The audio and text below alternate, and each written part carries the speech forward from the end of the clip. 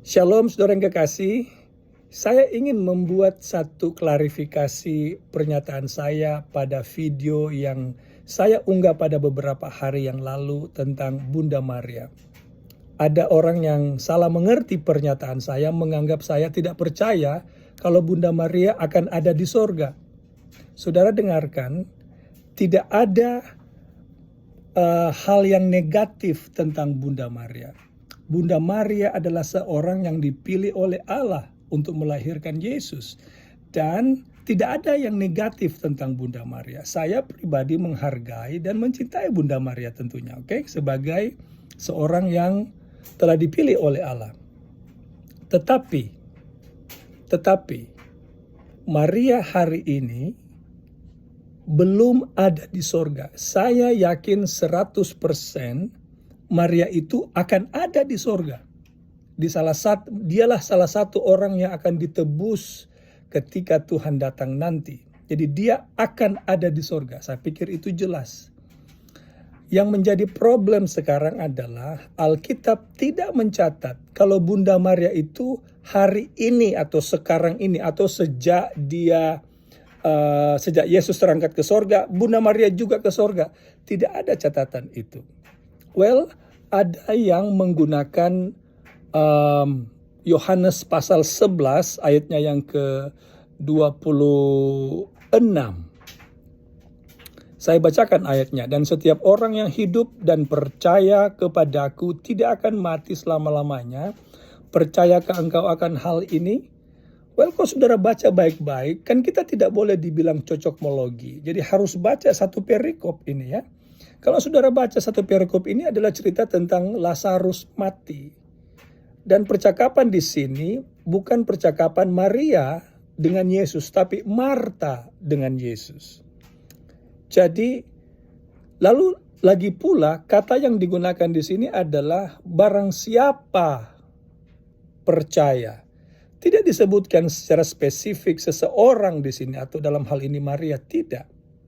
Jadi, Yohanes pasal 11 ayat 26 bukanlah menyatakan Bunda Maria sudah ada di sorga.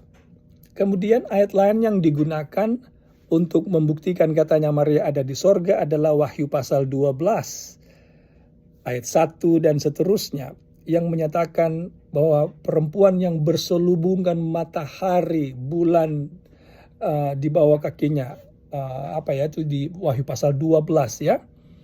Mungkin saya ingin ajak saudara membaca Wahyu pasal 12, lalu kita lihat apa sebenarnya yang ada di pasal ini.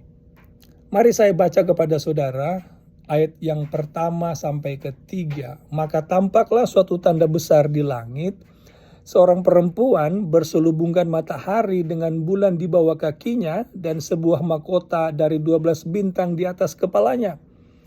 Jadi, saya baca seterusnya. Ia sedang mengandung dan dalam keluhan dan penderitaannya hendak melahirkan, ia berteriak kesakitan. Jadi ada yang menafsirkan ayat ini sebagai Bunda Maria lah perempuan yang berselubungkan matahari ini.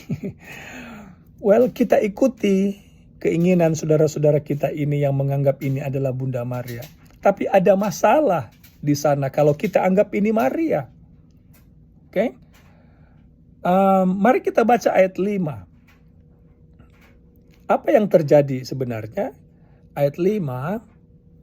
Maka ia di sini adalah perempuan tadi. Jadi katakanlah ini betul Maria, Jadi kita taruh di kepala kita bahwa ini Maria.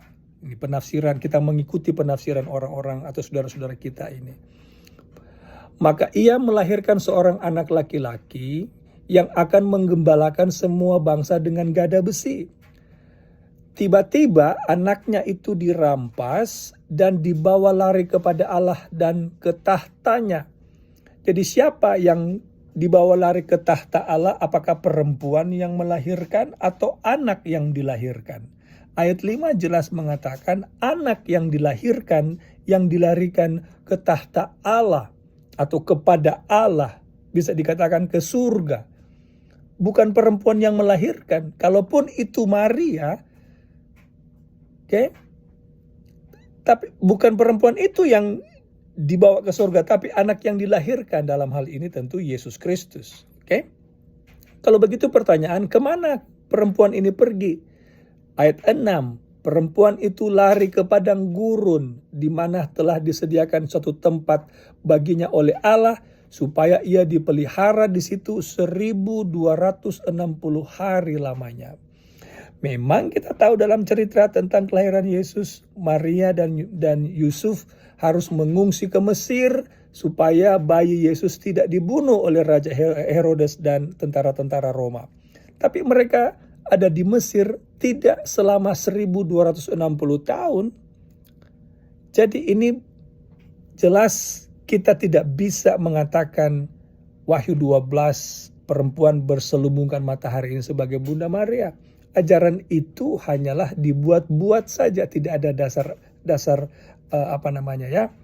dasar Alkitabnya. Lalu juga ada yang mengatakan, pendeta di buku Injil, kalau saya tidak salah ya, mungkin saya harus cek di Matius pasal 26 atau 27, ada orang yang diangkat ke surga ketika Yesus naik ke surga, ada juga orang yang turut serta bersama Yesus ke surga. Katanya salah satunya adalah Bunda Maria. Saudara yang kekasih, jangan lupa Bunda Maria itu masih muncul di buku Kisah pasal 1 ayat 14 bersama dengan murid-murid Yesus yang lain. Jadi Maria terakhir dicatat oleh Alkitab itu di Kisah pasal 1. Coba saya cek ya saudara ya. Kisah pasal 1. Kita lihat ayat 14. Semoga ini tepat ya. Mari, silakan mari. Jadi Kisah pasal 1 ayat 14 adalah berita terakhir tentang Maria. Jadi Maria, saudara yang kekasih, masih ada di kisah ini. Jadi belum ada di surga dia. Nah, semoga penjelasan ini bisa bermanfaat kepada saudara-saudara sekalian.